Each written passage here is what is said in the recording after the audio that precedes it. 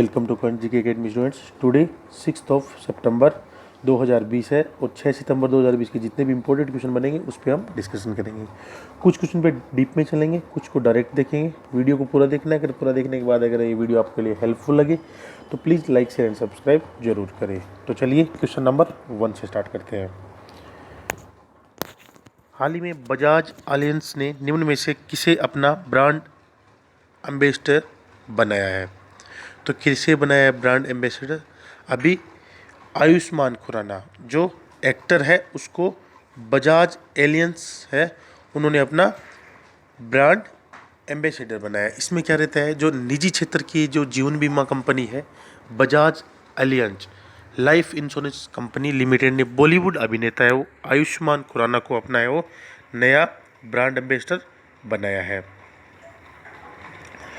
तो इसमें क्या रहता है, जो बॉलीवुड अभिनेता को अभी निजी जीवन जो बीमा कंपनी के आगामी अभियान स्मार्ट लिविंग का हिस्सा भी होंगे, जो अपने टर्म प्लान स्मार्ट प्रोटेक्ट गोल और नई डिजिटल सेवा स्मार्ट असिस्टेंट को भी सम्मिलित करता है, जो इस कठिन समय में सामूहिक रूप से ग्राहक में जीवन को सुरक्षित और सक्षम बनाने का प्रयास करेगा।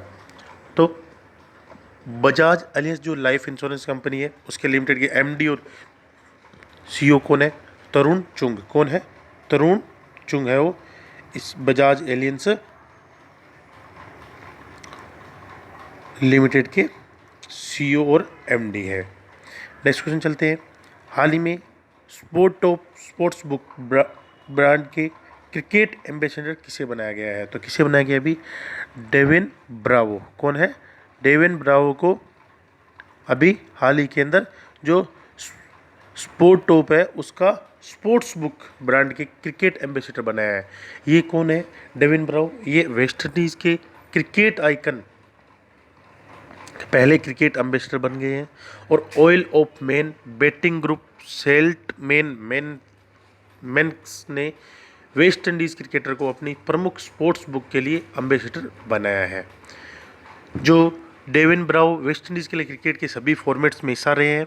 उन्होंने वेस्ट इंडीज़ के लिए 256 टेस्ट और 120 वनडे मैच खेले और उन्हें खेल के सबसे बेहतर ऑलराउंडरों में से एक उनको माना जाता है। और हाल ही के अंदर इनको जो स्पोर्ट टॉप है उसके ब्रांड एम्बेसडर इसको बनाया गया है। नेक्स्ट क्वेश्चन चलते हैं।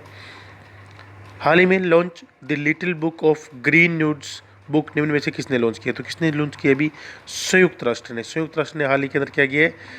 The little book of green nudes एक बुक है वो लॉन्च किया है।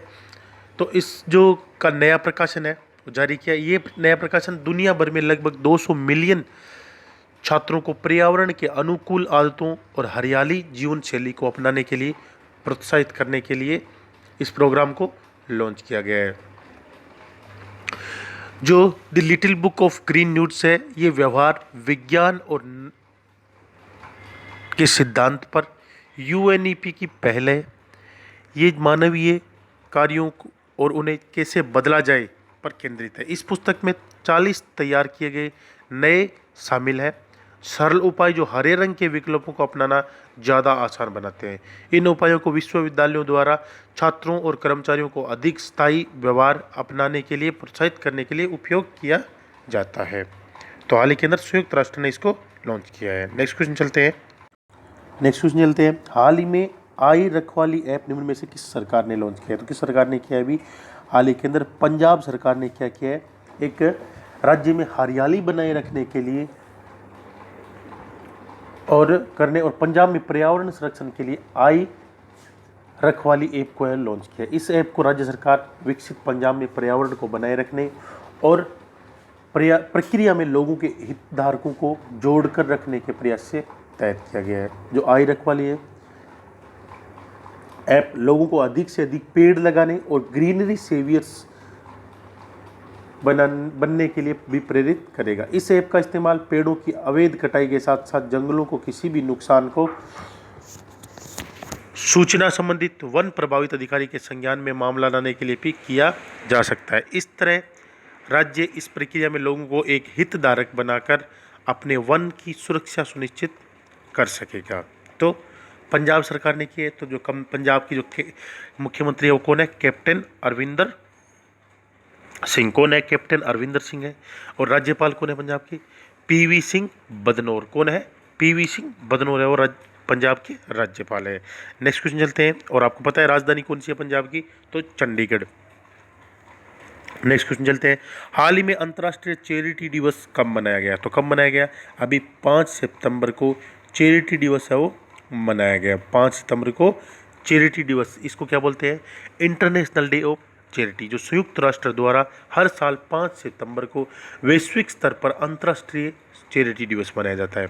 इस दिन को स्वयंसेवी और लोक हितैषी कार्यक्रमों के माध्यम से दूसरों की मदद करने के लिए दुनिया भर के लोगों, गैर सरकारी संगठनों और हितधारकों को संवेदनशील बनाने और जुटाने के लिए ये दिन वो सेलिब्रेट किया जाता है। तो अभी 5 सितंबर को अंतर्राष्ट्रीय चैरिटी दिवस है वो मनाया गया। ये क्यों मनाया जाता है? जो संयुक्त राष्ट्र ने 5 सितंबर को जो कोलकाता में हुए मदर टेरेसा के निधन की वर्षगांठ को चिन्हित करने के लिए अंतर्राष्ट्रीय चैरिटी दिवस के रूप में घोषित किया था। आपको पता है मदर टेरेसा को 1979 में गरीबी और संकट में उभरने के संघर्ष में किए गए काम के लिए शांति का नोबेल पुरस्कार भी इनको दिया गया था, जो शांति के लिए भी खतरा है। अभी संयुक्त राष्ट्र इसका मुख्यालय कहाँ पे है? न्यूयॉर्क, यूनाइटेड स्टेट के अंदर है। इसकी स्थापना कब हुई थी? 24 अक्टूबर 1945 में संयुक्त राष्ट्र की स्थापना हुई थी। और उसके सेक्रेटरी जनरल कौन है? Antonio Guterres. कौन है? Antonio Guterres. और इसमें कितने सदस्य हैं? 193 सदस्य है वो संयुक्त राष्ट्र के अंदर शामिल है। नेक्स्ट क्वेश्चन चलते हैं। हाल ही में संशोधित प्राथमिकता प्राप्त क्षेत्र उधार के लिए किसने रिपोर्ट जारी की है? तो किसने जारी की है? अभी आरबीआई ने क्या किया है? एक संशोधित प्राथमिकता, जिसको बोलते हैं प्राथमिकता प्राप्त क्षेत्र उधार, प्रायोरिटी सेक्टर लीडिंग के दिशा निर्देशों की व्यापक समीक्षा की गई है। जो पीएसएल दिशा निर्देशों की समीक्षा उभरती राष्ट्रीय प्राथमिकताओं के साथ संरेखित करने और समावेशी विज्ञान को गहन ध्यान केंद्रित करने के लिए इसकी जारी की गई है। नए दिशा निर्देशों के अनुसार जो ऋण की कमी वाले क्षेत्रों में ऋण गति को बेहतर करने में सक्षम होंगे और छोटे ऊर्जा और स्वास्थ्य बुनियादी ढांचे के लिए ऋण को इससे बढ़ावा मिलेगा। अभी आरबीआई का फुल फॉर्म आपको पता है क्या है? Reserve bank of India. क्या है? Reserve bank of India. और इसकी जो स्थापना हुई थी वो कब हुई थी? 1 अप्रैल 1935 में। कहाँ पे हुई थी? कोलकाता के अंदर हुई थी। कहाँ पे हुई थी? कोलकाता के अंदर जो आरबीआई की वो स्थापना हुई थी। इसका मुख्यालय कहाँ पे है? मुंबई के अंदर है। गवर्नर कौन है? शक्तिकांत दास। शक्तिकांत दास से एक और क्वेश्चन बनता है कि शक्तिकांत दास कौन से नंबर के वो है गवर्नर है? तो कौन से नंबर के है वो? 25वें नंबर के गवर्नर है। कौन है? शक्तिकांत दास। अभी इस जो आरबीआई का जो उत्तरदायी मंत्री कौन होता है? केंद्रीय मंत्री, वो है निर्मला सीतारमण। और ये निर्मला सीतारमण ये कौन से नंबर के मंत्री है? केंद्रीय मंत्री है, वित्त मंत्री। ये है 23वें नंबर के। कौन से? 23वें नंबर के वो वित्त मंत्री है। तो इस क्वेश्चन से आपको इतनी जानकारी मिलती है जो आपको ध्यान में रखनी है। नेक्स्ट क्वेश्चन चलते हैं। हाल ही में हुई 5वीं ब्रिक्स संस्कृति मंत्रियों की बैठक में भारत का निम्न में से किसने प्रतिनिधित्व किया? तो अभी जो केंद्रीय मंत्री है अपने प्रहलाद सिंह पटेल, जो उन्होंने क्या किया था? संस्कृति और पर्यटन राज्य मंत्री है प्रहलाद सिंह पटेल, उन्होंने भारत का प्रतिनिधित्व किया था। अभी जो रूस की अध्यक्षता में 5वीं ब्रिक्स है वो संस्कृति मंत्रियों की बैठक आयोजित की गई थी। बैठक के प्रतिभागियों ने ब्रिक्स देशों में सांस्कृतिक क्षेत्र पर महामारी की स्थिति के प्रभाव पर विचार विमर्श किया। साथ ही इसमें ब्रिक्स के भीतर संयुक्त सांस्कृतिक ऑनलाइन परियोजनाओं के संभावित कार्यान्वयन की भी समीक्षा की। जो 5वीं ब्रिक्स संस्कृति मंत्रियों की बैठक में ब्राजील, आपको पता है, रूस, इंडिया, चाइना और साउथ अफ्रीका की जो संस्कृति मंत्रालयों के प्रतिनिधियों में इनमें सभी में हिस्सा लिया था। नेक्स्ट क्वेश्चन चलते हैं। हाल ही में किस देश ने भारत के साथ इंडो पैसिफिक रणनीति लॉन्च की है? तो किसके साथ में किया है? अभी जो जर्मनी के साथ क्या किया है? इंडो पैसिफिक, ये क्या रहता है कि जो यूरोपीय संघ के अध्यक्ष और यूरोप की सबसे बड़ी अर्थव्यवस्था जर्मनी ने इंडो पैसिफिक रणनीति लॉन्च की है। इसे भारत के साथ लॉन्च किया गया है। इस रणनीति में इंडो पैसिफिक क्षेत्र में चीनी व्यवहार के कई अप्रत्यक्ष संदर्भ है। जर्मनी ने में बिस्मटेक और इंडियन ओशन रिम एसोसिएशन में एक महत्वपूर्ण भूमिका निभाने का भी सुझाव दिया गया। यह समुद्री सुरक्षा और आपदा जोखिम प्रबंधन पर काम करेगा। तो अभी हाल ही के अंदर किसने किया? जर्मनी ने भारत के साथ में क्या किया? इंडो पैसिफिक रणनीति है वो लॉन्च किया है। किस पे काम करेगी ये समुद्री सुरक्षा और आपदा जोखिम प्रबंधन पर भी ये काम करेगा। नेक्स्ट क्वेश्चन चलते हैं। अभी 5 सितंबर को प्रतिवर्ष पूर्व राष्ट्रपति डॉक्टर सर्वपल्ली राधाकृष्णन के जन्मदिन के उपलक्ष्य में किस दिवस के रूप में मनाया जाता है? तो आपको पता है किस दिवस के रूप में मनाया जाता है? शिक्षक दिवस के रूप में। जो डॉक्टर सर्वपल्ली राधाकृष्णन है उसके जन्मदिन के उपलक्ष्य में देश भर में छात्रों के जीवन को आकार देने में इनका महत्वपूर्ण योगदान देने वाले शिक्षकों को सम्मानित करने के लिए हर साल 5 सितंबर को शिक्षक दिवस के रूप में मनाया जाता है। ये दिन भारत के प्रथम उपराष्ट्रपति और दूसरे राष्ट्रपति और महान शिक्षाविद डॉक्टर सर्वपल्ली राधाकृष्णन की जयंती के उपलक्ष्य में पूरे देश में इसको सेलिब्रेट किया जाता है। भारत में 1962 में हर साल 5 सितंबर को शिक्षक दिवस मनाया जाता है। ये वही वर्ष है जब डॉक्टर राधाकृष्णन भारत के राष्ट्रपति बने थे। तब से ये दिन हमारे जीवन में शिक्षकों द्वारा निभाई गई कठिनाइयों, चुनौतियों और अद्वितीय भूमिका को चिन्हित करने के लिए मनाया जाता है।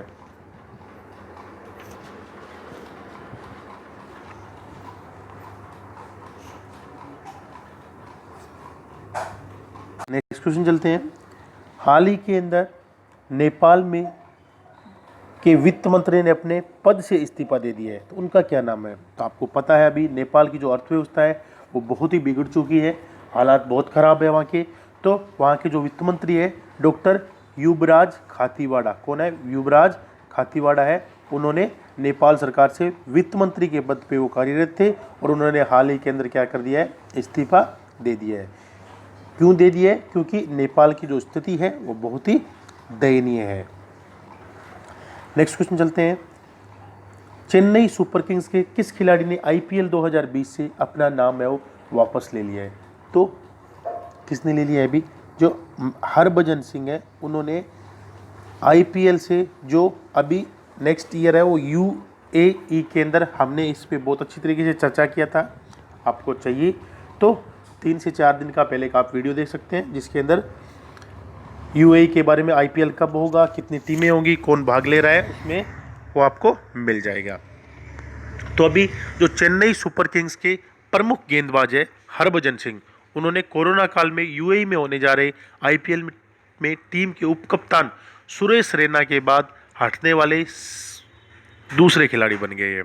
इससे पहले आपको पता है सुरेश रैना भी आईपीएल से हट गए थे। हरभजन ने ये साफ कर दिया कि वो इस कठिन समय में अपने परिवार के संग रहना चाहते हैं। उन्होंने कहा कि मैं केवल ये कहूँगा कि ऐसा भी समय होता है जब खेल से ज़्यादा परिवार को प्राथमिकता देनी होती है। मेरा ध्यान अभी मेरे परिवार पर है, लेकिन हाँ मेरा दिल अपनी टीम के साथ यूएई में रहेगा। और हाल ही के दिन उन्होंने अपना नाम है वो वापस ले लिया है। नेक्स्ट क्वेश्चन चलते हैं। हाल ही में किस केंद्रीय मंत्री ने English pro mobile app launch किया है? तो किसने किया है? अभी जो शिक्षा मंत्री है, केंद्रीय शिक्षा मंत्री रमेश पोखरियाल निशंक, उन्होंने क्या किया है? एक इंग्लिश प्रो नामक एक फ्री ऐप, मोबाइल ऐप है वो लॉन्च किया है। इस मोबाइल ऐप एप्लीकेशन को हैदराबाद स्थित अंग्रेजी और विदेशी भाषाओं के संस्थान English and foreign language university द्वारा विश्वविद्यालय सामाजिक दायित्व के तहत विकसित किया गया है। यह ऐप शिक्षकों, छात्रों और विभिन्न पृष्ठभूमि के लोगों के लिए एक उपयोगी डिजिटल टूल होगा जो एक शैक्षिक संसाधन के रूप में कार्य करेगा। मोबाइल एप्लीकेशन इंग्लिश प्रो देश के किसी भी विद्यालय द्वारा शुरू की गई अपनी तरह की एक पहली ऐप है। ये शिक्षार्थियों को अनूठे भारतीय तरीकों से भारतीय अंग्रेजी उच्चारण विकसित करने में मदद करेगा। साथ ही ये भविष्य में बड़े स्तर पर शिक्षार्थी समूहों की ज़रूरतों को संबोधित करने के लिए मोबाइल एप्लीकेशन के अधिक उन्नत संस्करणों के साथ में भी काम करेगा। Thanks for watching. अगर को आप ये वीडियो अच्छा लगे देखने के बाद में तो please like share and subscribe जरूर करें, जिससे मेरे को भी अच्छा लगे। बेस्ट ऑफ लक, धन्यवाद।